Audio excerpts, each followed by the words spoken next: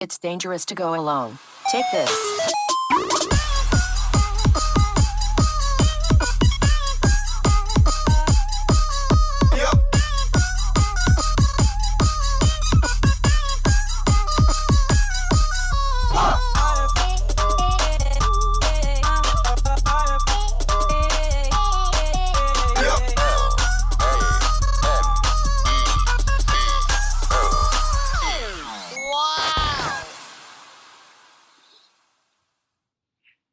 And welcome to the realm of geekdom. This is Nerd Breaking News.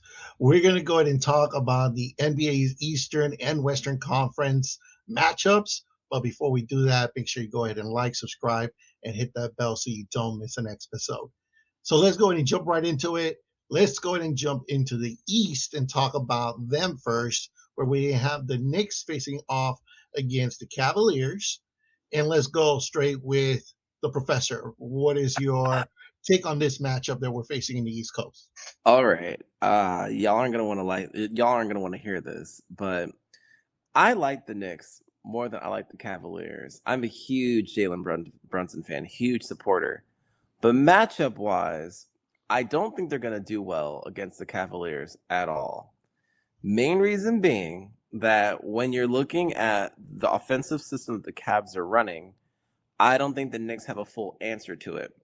So you got Donovan Mitchell, who can sneeze and drop 40 points. You have James Harden, who can go between 8 and 30. You never know what James Harden can get. But what you do know is that when he's not scoring, he's much, much better at passing the ball. So old man James Harden has gained the ability to move the ball to three other players basically at will, which is something that the old James Harden couldn't do very well. If you remember, all he was good for is lobbing to the center whenever the center, who was usually Clint Capella, was available. But now, when you're looking at, he's got Jarrett Allen and he has Evan Mobley, which is how the Cavaliers won their last game, because they did a very, very good job at keeping those two involved.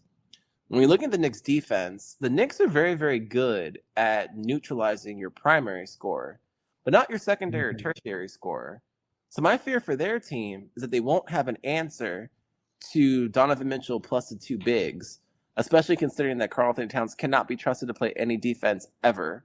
So at any given time, one of those bigs is going to be able to get a wide open shot over Karl Anthony Towns. And I think at the end of the day, considering that and Jalen Brunson's lack of defense, the Cavs are either going to take this to 7 games or win it altogether. Wow. And there's also one other problem to consider too. Did you know the Spurs haven't beaten the Cavs in 3 years?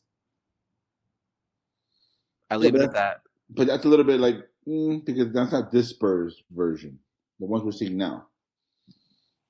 They didn't beat them this season either. I don't know. Listen, the Cavs have struggled. They struggled against the Raptors. They struggled against no offense Pistons team, with the exception of Cade. The Knicks have been, with the exception, we just saw the Spurs and Thunder game. So with the exception now, because the Oklahoma City lost, no longer undefeated, the Knicks have been the best team in the playoffs. With the exception of the Hawks series, which they lost by a combined score of 5 points, they destroyed the second round against the Sixers, and they've been on fire. Let me remind you, they have the most blowouts, wins in the playoffs. Like, this is going to be no defense, all offense series. Knicks and Cavs. Here's the thing. I just see the 5-on-5. Like, the bigs are going to cancel each other out. You got Mobley and you got Allen versus my boy Robinson and Cat. I think they're going to cancel each other out. Then you got Max Strus, who's a defensive liability, but he's a great offensive player. Kind of like Jalen Brunson. You put them against each other, they cancel each other out. And then you got OG and you got Mikal Bridges. Pick your poison, Harden. You're screwed either way defensively, because those younger dudes are great defensively. And then what I would do is put OG on Spider, and bet it there. We have a better bench. The Knicks. I think the Knicks are going to the finals for the first time since 1999. I think this will be a 5-game series. I think Spider Mitchell is allergic to prosperity. He can't. This is his first time. This is his first time that Spider Mitchell has gone to a conference finals ever in his career. So Spider Mitchell has no idea what it is all about. The Knicks this is the second consecutive conference finals. Remember, the Knicks have gone to 2 straight conference finals. Usually in the NBA, you got to take your lumps and then you get better. With the exception of the French guy who's cleaning everybody, with the exception of him and Magic and Bill Walton, usually in playoff history, you take your lumps, Jordan, LeBron, whatever, and you'll eventually get rings. The Knicks figure out what they needed last year. What they got, they changed the coach, Cat, whatever. They're looking very primed to beat the Cavs. Here's the problem with the Cavs. Mitchell is, like you said, Mitchell's amazing. I like Spider Mitchell, but Spider Mitchell's not enough. Max Strus can give you 10 and he can give you 20. We don't know who you're gonna get. James Harden had 8 on Game 7. Plus, it's James Harden. I think the NBA will blow up if James Harden goes to the finals. They're not gonna allow it. and just think about it. This could potentially be a rematch of the 1999 finals, where the New York Knickerbockers go against the Spurs. And what happened in '99? Tim Duncan and Dave Robinson destroyed my Knicks. And what would happen in 2026? Victor Wembanyama would destroy my Knicks. So jumping a little ahead on that West Coast stuff right now. I got the Knicks beating the Cavs at 5, and I don't think it's going to be competitive. Ooh. So now it's because you were talking about San Antonio and the Thunder. Let's go ahead and jump into that, kid. Give us a take. We just finished watching that first game, and it gives us a big picture of what's going to happen. Let's quickly talk about Game 1. We all saw it. This is the first time Oklahoma City lost a playoff game since Game 6 of the finals of last year. They were 8-0 coming into the Western Conference Finals, and they lost this game in double overtime. Wemby put a 40-20 burger. Stephen Castle was amazing. Vassell was amazing. Excuse me. My boy Dylan Harper was a rookie. Damn shame he should get more credit now than the Cooper Flag. Spurs are no joke, man. They defensively, what they did against the Oklahoma. This is the first game I saw in the entirety forever, which is that the hype lived up to it. What they essentially did was, we're going to zone SGA, keep him out of that little paint area that he likes to work all night long, and let everybody else beat us. If J-Dub didn't come back from injury, Caruso didn't play the game of his life, which he had career highs because they just left him moving from 3. Defensively, he did amazing. If those 2 boys didn't play, Spurs would have been up by 25.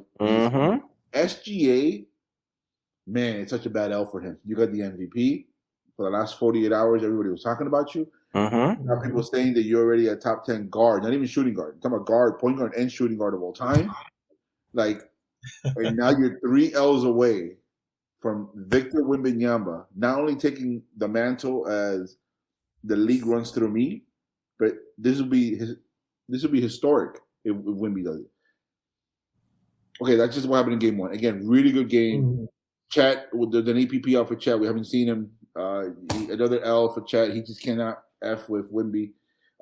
If mind you, they won without Darren Fox. If the Spurs could come back in Game 2 in 48 hours and replicate the defense that they just put today on the Oklahoma City Thunder, this might be a very quick series. I picked the Thunder to win before Game 1. I'm going to stick with them only because I'm men of my word. But it looks like the Spurs are going to meet my Knicks in the finals. Professor. Also being a man of my word, I knew the Spurs are going to wax the OKC Thunder like they've been waxing them all year long. Because every single time Wembanyama sees Chet, he unlocks a new form. He hates that man with his whole heart, and that is good for basketball. And until the OKC Thunder move Chet, and I have nothing against Chet, but as long as Chet is on that team, Wembanyama is going to put in extra effort just to beat him and all his little friends. So for that reason and that reason alone, I strongly believe that this series will only last 5 games. Wow. Mainly because the league will do whatever it can to get them a game. But I predict that the games will be close on paper. But in reality, when you watch it, you'd realize the Spurs could have killed these boys anytime. They have their number. They've had their number all year. But what is it, though, Professor? What is it? It's a scheme. What is it that the Spurs are like, yo, we can't – the OKC can't mess with them? Okay. It's one player. It's It's one player, plus it's also fully understanding who SGA is and who he is not. I don't want to take us off on too far of a tangent, but when you're looking at how he plays, he benefits from the people around him more than any other MVP I have ever seen. Except maybe Steve Nash. I was going to say Steve Nash. Yeah. But when you're looking very, very carefully, you realize that he can make very, very difficult shots, but his game is predicated on his ability to predict where his teammates will be. If you can move him where he doesn't want to be, or move them where they don't want to be, their scheme starts to slow down very, very quickly.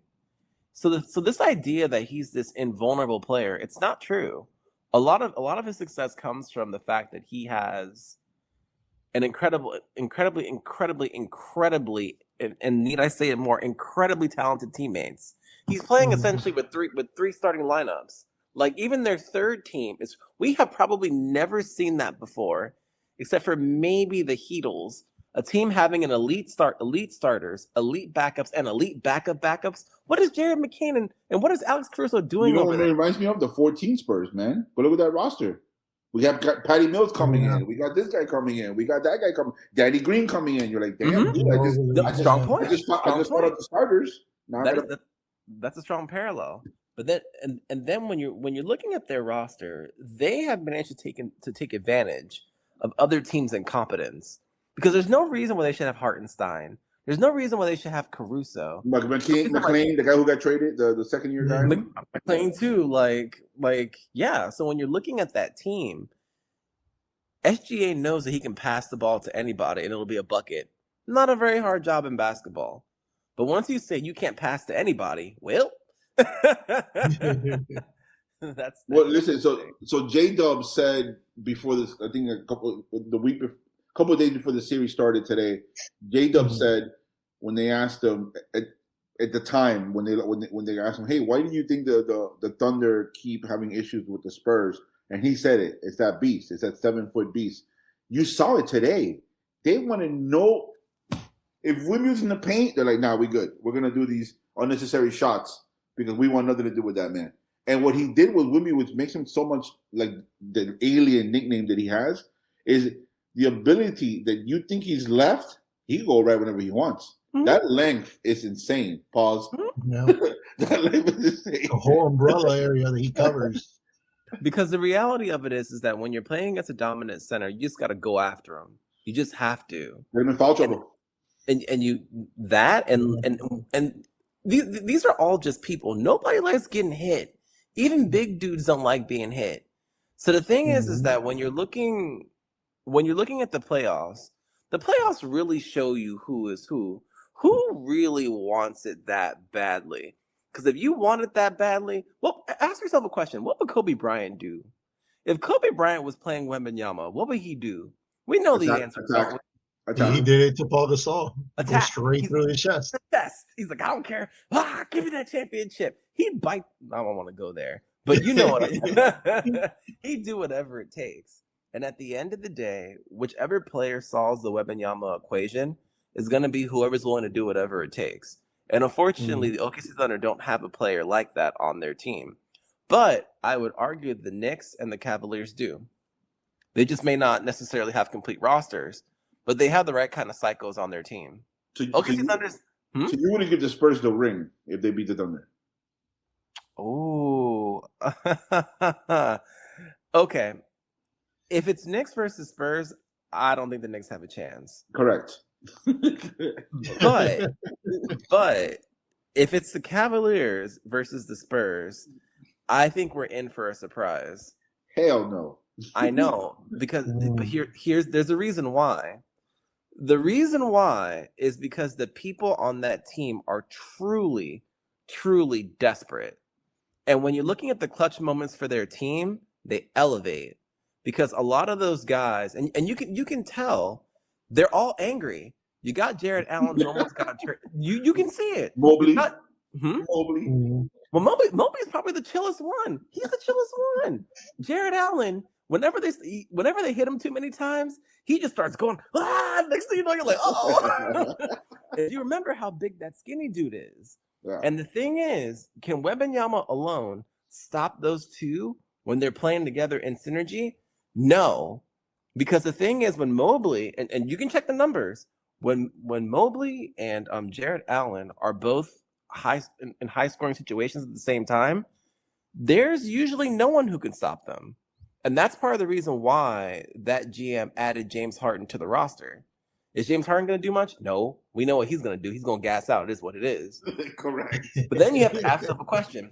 Do you trust Donovan Mitchell to literally charge into Wembanyama's chest? No. I do. No. The reason why I do is because of a point that you made. He ain't never been there before.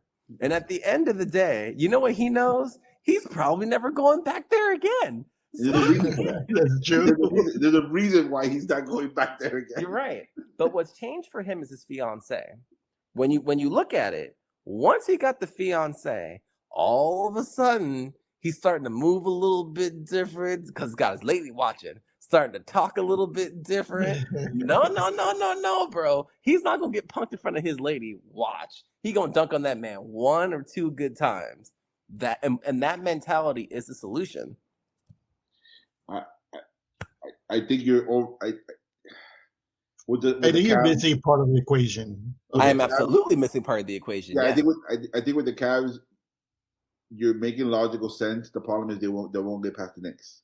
You see what I'm saying? Like if it was Spurs and Cavs, I'd be like, you know what? You make those two dudes could give that one dude and Darth Maul him all day long.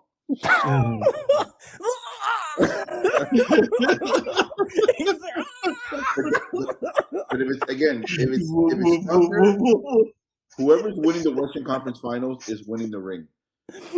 Hold on, Wembanyama versus the two of them. It's like that scene from Civil War where Bucky and Captain America.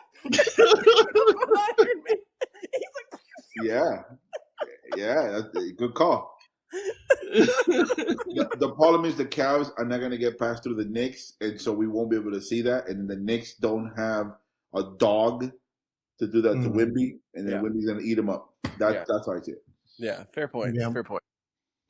Yeah, so I think we kind of all have different ideas. Like, I do believe the Knicks will sneak past the Cavaliers just to kind of give that breaking tie. But I think this is going 7 games. Like, this is going to be very competitive. It could actually go in either way, honestly, in my opinion. Yep. It's basically who's hungrier for it. Yep. Right? And then I was talking to the kid earlier before the game even started. I said, it's Wemby. Like, he's the alien. There's a reason why he's there. Like, he's going to win the West. I think they're going to do it in 6 games, not 5 games. Like the professor, I think professor is a little bit too optimistic because I still want to give the Thunder some credit. But I still think like it's not going to 7 games. I think it'll go to 6 games. And then you'll have Spurs, Knicks. There's nothing the Knicks can't really do. And I'm giving it to the Spurs. Any final comments on the matchups that we're seeing over here? Any stories along with it or anything like that? Go ahead, brother. This is probably the best last 4 teams that we've had in a long time. Oh my God, yes. Mm-hmm. And the thing is, this is such a good day for basketball compared to some of the trash that we've seen over the last few years. And I'm very glad to not see the Boston Celtics up there. This has been a great year for me. Thank you, NBA. Loving this. Yeah, because last year you could make the argument it was Knicks and Pacers. And you're like, how the hell are the Pacers still the Cinderella story here? And then in the West, it was Thunder and Ant-Man, and Ant-Man shot the team out of the you knew that Ant-Man was going to lose. Here, to your point, could the look, I got the Cavs losing, but would I be shocked if the Cavs win? I'll be like, damn it, that damn defense. Exactly. Yeah. This is really, really competitive stuff. And I'll say this, if it's Spurs and Knicks, only because, you know, the box office and MSG and all that stuff. If it's Spurs and Knicks, not only with the rematch of 99 finals, but could you imagine MSG game 1? It should be game 3 because it's seeds or the Spurs are higher. So it'll be game 3, finals, Saturday night, Wemby. Can you just imagine the celebrities there, the finals game? And even if the Knicks lost, and I told this to TK earlier, if I'm a Knicks fan, I'm going to game 3 and I mortgage my house for a bootleg ticket up there. I could say, then the Knicks lost by 40, but I saw the great Victor Wembanyama get his first ring. And correct. And I'll say this lastly. at 22 years old, if he Defensive Player of the Year, unanimous, All NBA first defense. If he gets his NBA Finals MVP, then we're now looking at Magic and Bill Walton type stuff. First year, you kill the league. And then what we're going to say is he is now officially in the GOAT trajectory. He's now officially in the GOAT trajectory. Because at 22 years old, when was the last time we saw somebody this dominant? Look what he's doing to the Thunder, Jay. You don't think he is? No.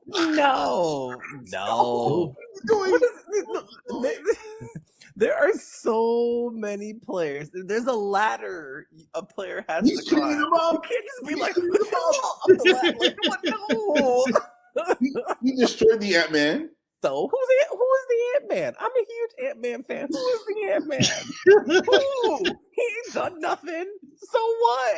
He's got to more conference finals than Spider Mitchell. Oh, now all of a sudden, he's beating the Ant-Man like that means something. That don't mean nothing. God, it's nothing. Good Lord. What I will say is he's on the trajectory to move forward in his career. And there's a possibility that by the time he ends his career, maybe he'll be considered one of the greatest centers of all time. Maybe. But he has a long way to go. Barring injuries, if he gets to 4. For what? Four championships. Can he get to 1, please? Can he get to 1? Yeah, we gotta wait before we can start talking. Do you really think any of those East teams are gonna come on, man? Cavaliers aren't far. Okay. They're one LeBron away. Jared Allen versus the elite. One LeBron away. One LeBron away. That is so true. Can you imagine? Spurs win the championship, and LeBron joins the Spurs. Of course. Hold on. Let me give you the formula. What if LeBron joins the Cavaliers with Anthony Davis? They're the favorite in the East. There you go. Mm-hmm. But do we really trust Anthony Davis without a COVID? He needed a global pandemic to be healthy. Correct. But Anthony, he's had like the whole year off. Watch and see. And he still makes a left turn. There goes the ACL. Correct. Yeah. Anthony Davis famously played 2K, where he played with himself and he got injured in 2K with his ACL. There's a clip where Anthony Davis goes, "Are you serious?" And he literally got injured playing Anthony Davis in 2K. That's all you need to know about Anthony Davis. Correct. That was an online game, by the way. Yeah. Jesus, oh my God. Even 2K. Hold on. Well, thank you everybody for tuning in. Let us know what you think. Who you think is winning it in the East? Is it the Knicks or the Cavaliers? Or over at the West, you think it's the Spurs and Thunder? Give us your predictions on the comments below. And let us know what you agree and don't agree with what we said today. All right, keep your fandom alive and your wardrobe engaged. Until next time, fellow nerds, this is Nerd Breaking News.